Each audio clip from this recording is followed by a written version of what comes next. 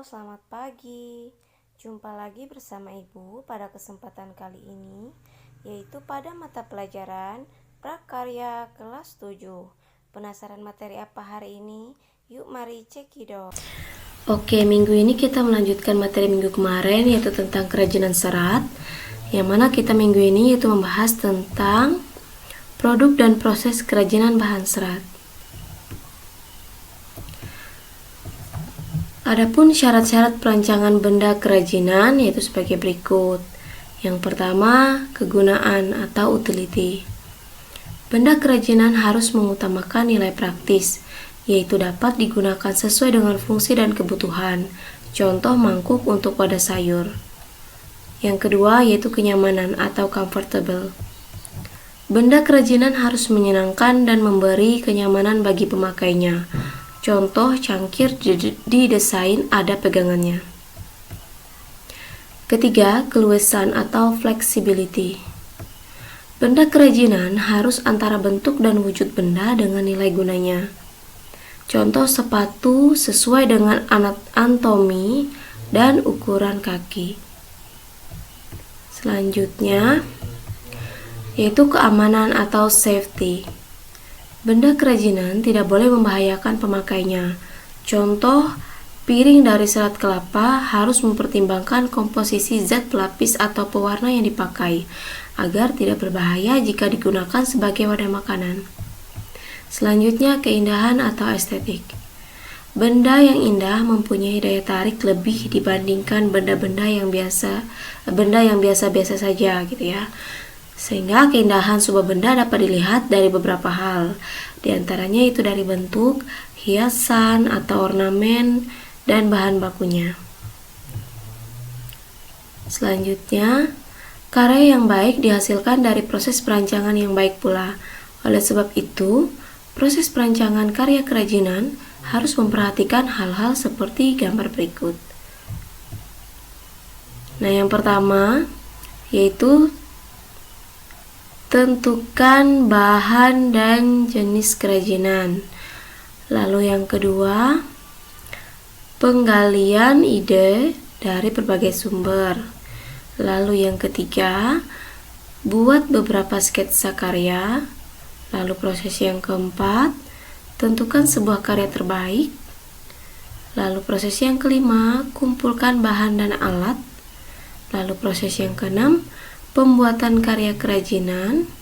Proses yang ketujuh yaitu evaluasi karya. Nah, proses yang 8 yaitu revisi karya. Kenapa ada tanda panah seperti ini?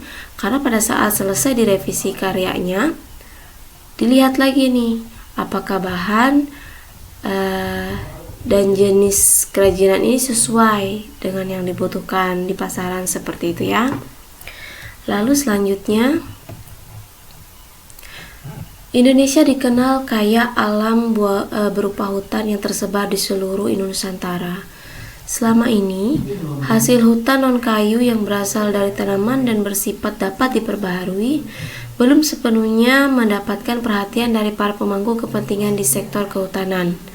Padahal, tanaman non-kayu seperti daun dan rumput-rumputan memberikan kontribusi ekonomi dan penyerapan tenaga kerja yang signifikan. Nah, selain tanaman kayu dan non-kayu, terdapat bahan serat alam yang dihasilkan dari hewan. Produk kerajinan yang dihasilkan dari serat alam, tumbuhan, dan hewan sangat banyak dan mudah didapat. Namun, ada juga yang menghasilkan produk kerajinan yang kreatif seperti kain. Produk kerajinan serat tumbuhan. Yang pertama, bahan serat tumbuhan. Di bawah ini merupakan bahan serat alam dari tumbuhan yang dapat diolah menjadi produk kerajinan. Pengolahan yang dilakukan cukup sederhana, yaitu yang secara alami, yaitu dengan sinar matahari langsung. Nah, ada beberapa di antaranya, yaitu yang pertama, serat pelepah pisang, pohon pisang gitu ya. Pelepah pisang diambil dari pohon pisang. Nah, ini ada gambar pelepah pisang yang sudah diolah dan dikeringkan sebelum diolah menjadi suatu produk ya. Lalu serat daun pandan. Ini daun pandan. Nah, ini adalah serat daun pandan yang sudah kering. Lalu serat eceng gondok. Di sini salah tulis ya, seharusnya serat eceng gondok bukan gondong. Serat eceng gondok. Nah, ini eceng gondoknya. Ini adalah serat eceng gondok yang sudah kering. Nah, bahan-bahan serat alam dapat menghasilkan produk kerajinan tangan yang beraneka ragam. Misalnya tas, dompet, topi, alas meja, dan tempat lampu. Nah, teknik pembuatan kerajinan dari serat alam ini sebagian besar dibuat dengan cara dianyam. Namun ada juga yang menggunakan teknik tempel atau jahit. Nah, sedangkan proses persiapan pembuatan bahan baku yang digunakan biasanya dengan cara dikeringkan secara alami menggunakan sinar matahari langsung. Nah, untuk menghindari jamur, bahan serat alam harus direndam dahulu dalam waktu tertentu dengan larutan natrium benzoat atau zat pengawet lainnya, sehingga bahan serat alam dapat tahan lama tanpa jamur. Lalu selanjutnya, alat produksi kerajinan serat tumbuhan. Nah, alat yang digunakan untuk membuat produk kerajinan dari bahan serat alam itu cukup banyak. Peralatan yang digunakan sesuai kebutuhan. Peralatan di bawah ini hanya sebagian saja dari aneka peralatan yang dapat digunakan untuk membuat produk kerajinan dari bahan daun atau serat alam. Nah, ada pula peralatan berat yang diperlukan dalam pembuatan kerajinan tertentu seperti mesin jahit, mesin tenun, mesin pemisah sabut kelapa, dan aneka mesin lainnya yang disesuaikan dengan kebutuhan bahan serat alam. Nah, yang pertama contoh bahan alatnya yaitu gunting, cutter, pisau, lem tembak, jarum jahit. Nah, itu dia.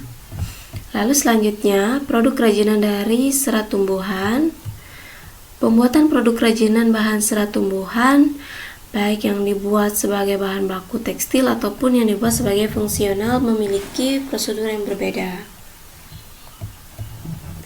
Bahan serat alam yang berasal dari serat atau sabut kelapa dapat diproduksi sebagai keset atau bahkan sebagai isi bantal. Bahan serat alam dari daun atau pelepah pisang, pandan atau eceng gondok dapat diproduksi menjadi berbagai bentuk kerajinan yang memiliki fungsi pakai dan juga fungsi hias dengan menggunakan teknik anyam. Contoh hasil kerajinan dari bahan serat alam.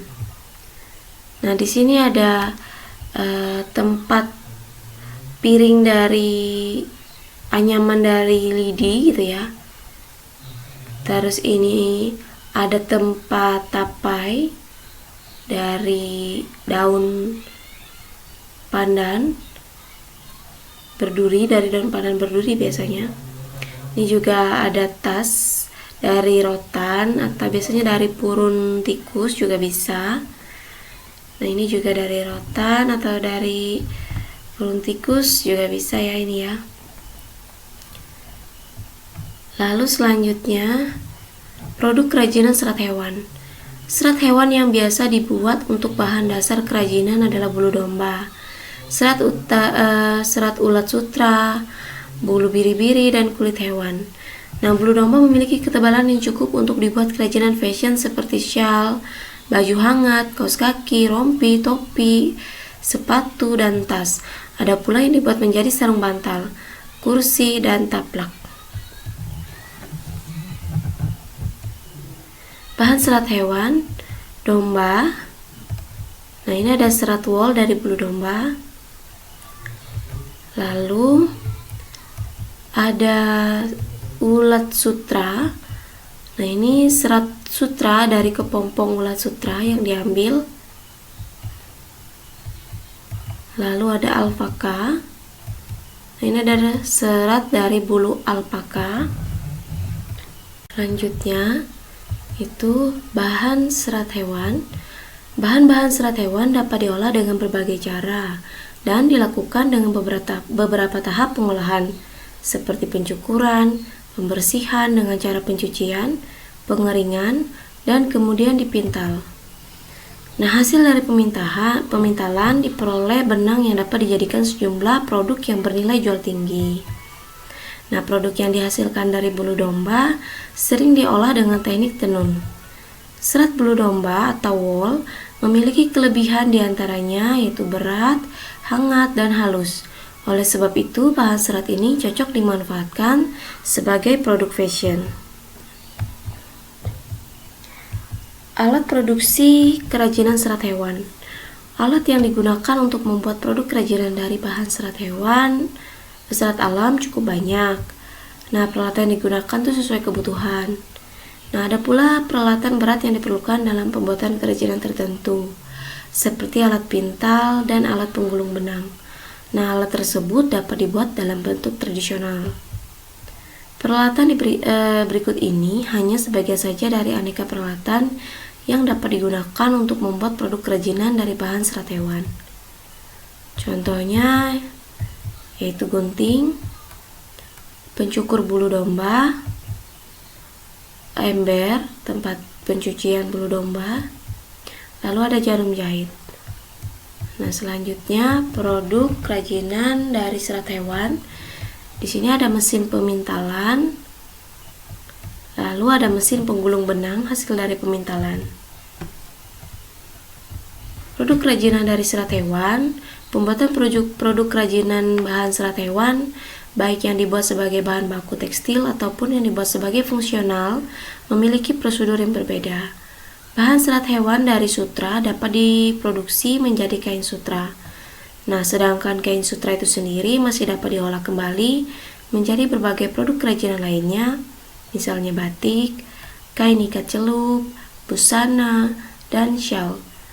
Lalu bahan serat hewan dapat diproduksi menjadi berbagai bentuk kerajinan yang memiliki fungsi pakai dan fungsi hias yang dengan menggunakan teknik jahit, tenun, dan rajut. Nah, di sini ada mantel penghangat dari benang wool, ada shawl dari benang wool, ada shawl dari kain sutra, dari benang sutra gitu ya. Lalu ada shawl juga. Nah, ada tugas pengamatan. Amatilah berbagai jenis serat alam yang ada di sekitar tempat tinggalmu. Adakah bahan serat alam lain yang pernah kamu temui selain yang sudah dibuktikan pada materi yang sudah Ibu sampaikan? Lalu produk apa saja yang dapat dihasilkan dari bahan serat alam tersebut? Nah, buatlah pengamatan ini di buku tugasmu dan kirimkan hasil pengamatanmu kepada Ibu. Jangan lewatkan kegiatan pembelajaran minggu depan ya. Nah, materi minggu depan yaitu tentang kemasan produk kerajinan bahan serat, contoh proyek kerajinan bahan serat. Sampai di sini dulu materi kita. Terima kasih sudah menonton dan semoga bermanfaat.